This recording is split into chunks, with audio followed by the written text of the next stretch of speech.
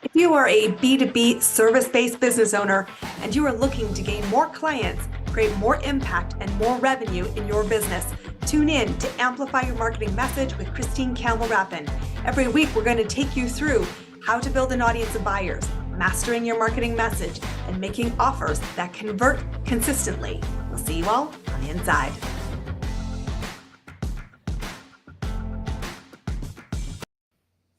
Welcome back, everyone. So this is a brand new year. And if you are determined to leave the bad habits behind and truly keep things elegantly simple by focusing on doing the right things and getting more productivity out of your time than getting distracted by everything else and losing momentum, this is going to be the episode not only you need to watch, put down your distractions, it's also going to be the episode I want you to share, re-listen to as you build the habit to supercharge your daily productivity. I'm super excited to introduce you today, our guest. This is a fabulous woman. Tanya Alvarez is with us today, and we're going to talk about how do you actually do what we say we all want to do, which is to do more with less. Let's talk. Welcome to our show today. Tell us a little bit about your background and why you think accountability is the key to it all. Well, thank you for having me. A bit about me, I started my first company at 25, grew to over 1 million within the first year, sold it, and then invested in others, and then started Owners Up. And what I realized that in order for me to achieve these goals, these big goals, I've always had a success team and not necessarily employees. It's more about your peers that are going the same path as you and to hold you accountable and call you on your BS. Because we all have some sort of like justification or excuse of things, and you want somebody to tell you, hey, this is what your goal is, this is what your values are. You're kind of like not going that route, like, and get you right back on track, but do it in a way that inspires you, moves you forward. I absolutely love this because I so agree with the get in the right room. And we talk a lot about that here on the show because being in the right room where people are moving, they are solution orientated, they are prepared to be accountable and to give accountability to the others that said, we want to rise together. We don't want to sink to mediocrity. So let's talk about goal prioritization. I cannot still say that word. But how do we navigate the fact that we live in a really distracting environment? We're constantly told about a new thing. We're constantly looking for the magic pill. But how do you actually really simplify things so that you actually do see the results? Because you obviously have figured this piece of the puzzle out. Let us know how. Yeah, absolutely. So if you're an entrepreneur, you're always coming up with ideas, right? You look at something, you're like, oh, that's a good idea. Maybe I should do that. So it could be absolutely distracting, right? To think about how can I do all these things? But you just need a formula to see how you can weigh them and which one's the best one for your time. So I always have one place. I actually have it in a spreadsheet. Called it a goal prioritization matrix. And what I do is I write the idea. I write, what do I think the outcome is going to be? Even if it's like just a business idea, I'm like, I don't know, let's say dog walking. That's what's coming in my head right now. It's like lunchtime. I just walked my dog. Okay, what would a dog walking, what would my outcome be? What would I want it to? Why would I want this business? And then from there, you actually rate 1 through 5 effort. How much is it going to take? Right? 5 being it's like super easy. 1 is like, it is going to be hard. I'm going to have to do so much more. And then impact. What is the impact that it's going to have on your life and your business? So 1 would be low, 5 be high, and you add it up. And then you could see which one. And every month, I do it every month, see like, are these projects, which one's the best one? Should I prioritize it? And now I don't feel like I'm losing like a step, right? It's all right there. And I add more variables, but just to keep it more simple, just start off with those 2 variables and it kind of narrows down like, is this the best use of my time with the resources I have? I absolutely love that you include 2 things, not just the nuts and bolts of what it is, but getting time to distill. What will this do for me? And what is the impact of it? because so often I think goals have been poorly interpreted by the general masses. Whether you came from corporate, you're in the business world, we think a dream is a goal, and that's not true. We're talking about something that is supported by action, driven past the moment of convenience, because it is vision for you. And it's like, if this is on my high priority list, I would say it's non-negotiable, which means then evaluating to yourself and with others publicly, do my actions support what I said was important? And if not, what's really going on? Is it the goal that's the problem, or is it something else that's driving the behavior? So I love that you have a matrix. I love that you're thinking multi-dimensional around this, because it has to be embodied if it's going to see any length of time that you stick to it. And we know this is the time of New Year's resolutions. They get abandoned pretty quickly. This is different. We're talking about the big rocks. And I want to know, what is, you have a term, I've heard you say it, I've heard you use this on social media. What is the focus multiplier? So yes, it is takes you 3 minutes every single day to do, and it'll 3 times your focus. And if it doesn't, if you do this, DM me on my Instagram and I'll have a chat with you, right? I'll give you tips and make sure it works. But essentially, it's a self-awareness, and then it also helps you prioritize. So one thing, it's called the wrap. R is for review your day. Sometimes entrepreneurs, when we finish our day, we're like, whoa, what the heck did we get done? Right? Oh, time. And then you actually write it and you're like, wow, that was awesome. And then there's some days where you're just like, your energy's drained and you're like, what the heck did I get done? And then you realize, wow, I should not be doing those activities. I should outsource it, or I should figure out how to get these activities off my calendar, right? So the first thing is the awareness. The second thing is assess for the wrap. And assess is rate your day 1 through 5. What made your day a 5? And then you start seeing the patterns. You're like, maybe it was being on a podcast that got you really excited. And you start saying, how the heck do I get on a podcast every single day if that's what a 5 is for you? Mhm. And so you're taking that data and you're just reverse engineering 2 days that make you super excited to get up in the morning and do what you're meant to do. And then P is to prioritize. And what are the 3 things that you're going to get done the next day? And I like to put constraints on it, because when you put constraints and saying, like, if I only had 3 hours of deep work, what would I put in those 3 hours that would move my business forward? And just taking that time at the end of the day and seeing like what it is that you wake up and you're like, okay, these are 3 hours I committed to, is going to be game changer for you. One, you're starting to aware how you're spending your time. Most entrepreneurs don't do that. Then you're taking the data to analyze what makes my day awesome. Like, how do I start reverse engineering this? And P, prioritizing. So you're not in this kind of mode where entrepreneurs are constantly like, oh, I need to work more hours. No, you need to figure out how to be more resourceful and leverage your time better. I absolutely love, because what I hear about these 3 things, this wrap methodology, is ownership.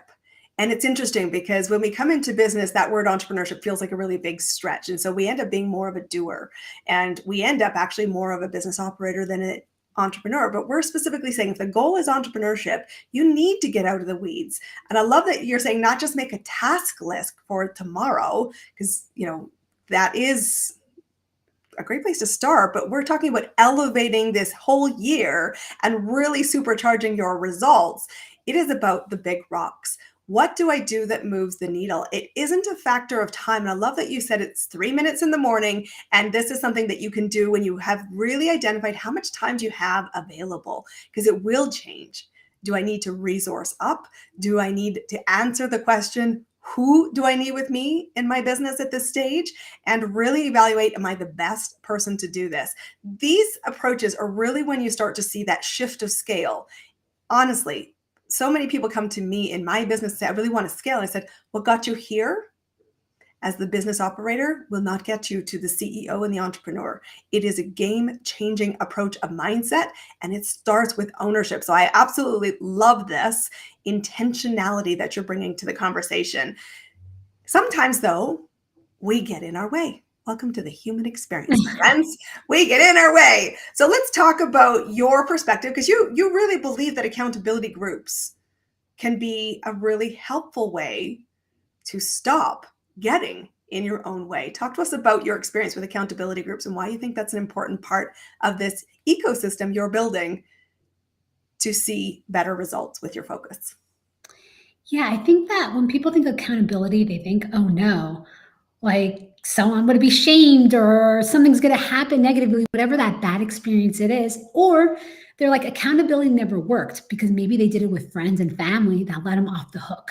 Or when they did hold them accountable, there was a little bit more of some sort of shame or emotion involved, right? Mhm. So, how can you set up accountability where it's a positive thing, right? But it gets you moving forward, right? And the important thing is like you set these goals, New Year's goals, and you want to achieve them. This isn't a dream. This is how can I start implementing this every single day? Mhm. So, first thing you want to do when you're doing accountability is break down what is that goal and what are the small steps that you could do every single day so you can be consistent and then be held to that.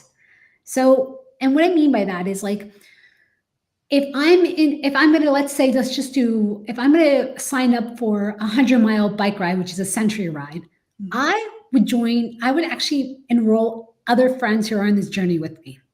And then we would make it fun. So it's kind of like a peer thing where we're showing up for these long rides. Cause in the beginning, it's all fun until you get to like 60, 70, 80 miles. And you're You like, hit the wall. yeah, you're like, this is hard. But then you have other people who are going with you and you show up for others more than you show up for yourself. I want people to know that you show up for others more than you show up for yourself. Notice how, like, self care for an entrepreneurship is one of the things that most people put aside. Or if, like, you put, I don't know, let's say you put an hour of deep work and then all of a sudden something comes up and you kind of like, oh, I'll just do 30 minutes instead. But if you had a meeting with a client or somebody else, you don't switch that. You rarely switch that. You always show up. So Mhm. that's what it is. And another thing with entrepreneurship is we come from a place, either from school or from corporate. We had all this structure in place. Then we start our business. And then it's up to us, the structure, this deadline, how to do it. And sometimes we calendar surf, meaning, oh, here's a deadline, let me push it to this way. And you justify it, Calendar surf, right? I love it. Never done that before. Yeah. And so that's where it is, where this structure of accountability allows you to go to that rhythm and rise to that next level. You know what is interesting about accountability groups is I'm listening to you say this. The thing about peers, and I mean choosing a peer group who is striving for more, not a peer group who is content with the state of the nation that they're living in. It's important to choose your room. We've said that before, and you say that, hear that many times here on this platform. What I hear in this, though, is remembering that when you're working with peers who are driving, you can choose your hard and you can lean and give at the same time, because what is hard for each of us differs. And that's the beauty. When you're in a season where this is hard, I feel like I'm slogging through mud and I feel uncertain and I'm wobbling and my vision isn't maybe as strongly pulling me as it needs to. Somebody else in the room says, I've got that. That's really easy for me. Let me help. Or let me be the person who can be a sounding board to help you build the confidence as quickly as you can to get out of that mud that you feel trapped in. And that's when you can really leverage each other, because truthfully, no two people see hard the same way. And when you break it down to what's the one thing, and that's where my belief is really coming about the simplicity. When you come into the world of entrepreneurship, you're right. We kind of rebel.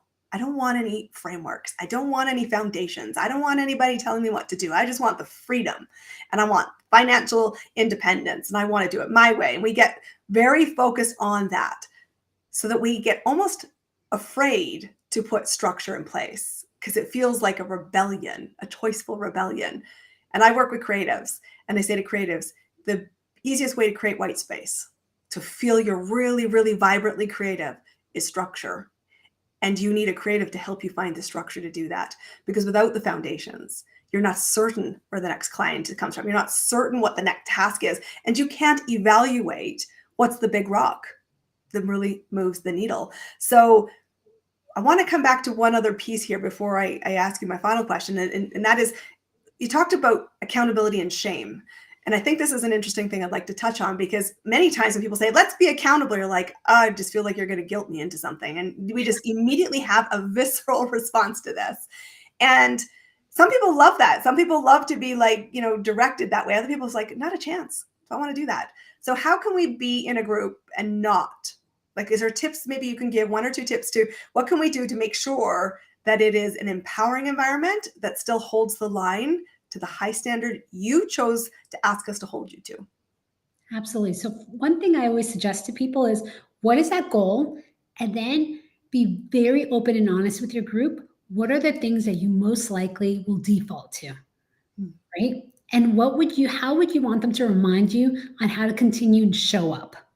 So for example, let's say I didn't do something, they would remind me, oh, well, you want to be like, I'm giving an example. Let's say I was afraid of public speaking, but I wanted to be on more stages and get my message out there. They can remind me like this, you're into impacting many.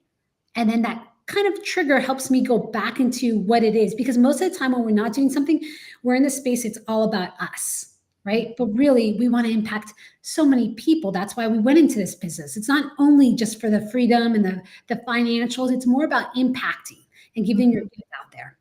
Another thing is accountability. I've tried all sorts of things. Try this one. And this is a fun one if you're doing it in a group. If somebody does not do their goal, don't do the money thing. Don't do like, oh, blah, blah, blah, whatever it is. Have them sing in front of the group, but make it fun. Make it a fun song where everybody kind of like dances with them and stuff. But that itself will have people move forward. Now, if they do it the second time, there's something internally there, and you want to work through it as a group. You want to know, is it they're in analysis paralysis? Are they in perfection mode, or are they knowledge gap? And then as a group, you show up and you help them, and you gamify their challenge. So let's say they're in perfection mode. You go, how can I get you out of this? And you come up with a game, and then you have them just do it. And then it's just more, when you come from, this is just a game, you appear differently than you didn't do this. You're in perfection mode, and then you go into these stories of why you're in perfection mode. Just get people out of it, shift them out of it, make it a game. I love that. And I love also that you said, don't make it about money, because truthfully, everyone thinks they're motivated by money. You are not motivated by money, because if you wanted to make those millions of dollars, you can. They're out there. Lots of money's moving hands. It's not a money thing that drives you. So I love that you bring community into this. So one of the things I always want to ask my guests, because this is about walking the talk, we're here about amplifying our message to reach many more people and to see more success. What's working right now in your business to create movement, momentum, client growth, and fun, playful games that mean your business is thriving? Absolutely. So there's tons of marketing tactics out there, but this is one that most people probably won't think of and probably won't do. But it's one of those things where your LinkedIn or wherever your social media following is, reach out to 5 people and make it a game that you want to get to know who's actually decided to follow you. Why? Right? Have a conversation. Hey, are you following me for, I don't know, business marketing content? Like, what is it? And then get to know them, that authenticity. Like, we're all humans. It's that energy exchange that will give you, if you do this consistently, will give you predictable leads and predictable revenue. Okay, I love this one. I feel like I've loved everything about what you're saying, but that is totally awesome, because truthfully, you have so much gold in your network already, and all you're focusing is on new. How about you go play with the people who've already said there's something about you that's interesting? You will totally shorten your success rate. So I want to ask you one final question before I invite people to come connect to you. But what is the number one tip, the most critical thing you need to set up a successful accountability system? Great question. One is to have a structure that aligns with you and understanding your rhythm. Second is to figure out if the people that you're playing with, right, that group, the peers, are on the same level as you. You do not want to babysit, right? And then the third is, so once you figure out the structure, you figured out your people, then the third is the frequency. And then being aligned with how you guys want to empower one another. And of course, there's all these little details involved in it, but those are the 3. And then I just want to remind everybody that most of the time, they're not your friends. And that's the hardest part. And that's why it always fails for most people, because they always go to their friends, and their friends are going to let them off the hook. Yeah, and that's one thing I always say. The key thing, remember, I mean, our friendship isn't dependent on whether you hire me, but when you hire me, I said, I'm your mentor. My goal is to help you and hold you accountable simply by helping you reach where you said you wanted to go, which is your goal. And I want to supercharge it. So I want people to know, where do they find you? How do they connect with you? How do they reach out on Instagram if they have issues and saying, this isn't working for me? Because truthfully, this is my year. How do people find you, Tanya? Awesome. You can find me on Instagram, Tanya C.Alvarez, and then DM me Rap, and I'll send you that framework and then the best ways of going about it. I love it. Guys, this is your year, and it starts with you taking ownership of your vision, getting the right room together, and leaning into the support. Change is possible. It takes one action every single day. Tanya, thank you for being our guest today. Guys, this is it. This is Amplify Your Marketing Message. We are your resource to help you figure out, how do you connect with more buyers? How do you move people and influence people so you can see more impact and more fun in your business? Thank you for being our guest today, everybody. It is great. We will see you all on our next episode. That's a wrap on another amazing episode of Amplify Your Marketing Message with me, your host, Christine Campbell Rapin. Be sure to subscribe on your favorite podcast platform so you don't miss another great episode. And be sure to visit christinecampbellrapin.com/podcast to get a free resource on how to master your marketing message. We'll see you all on our next episode.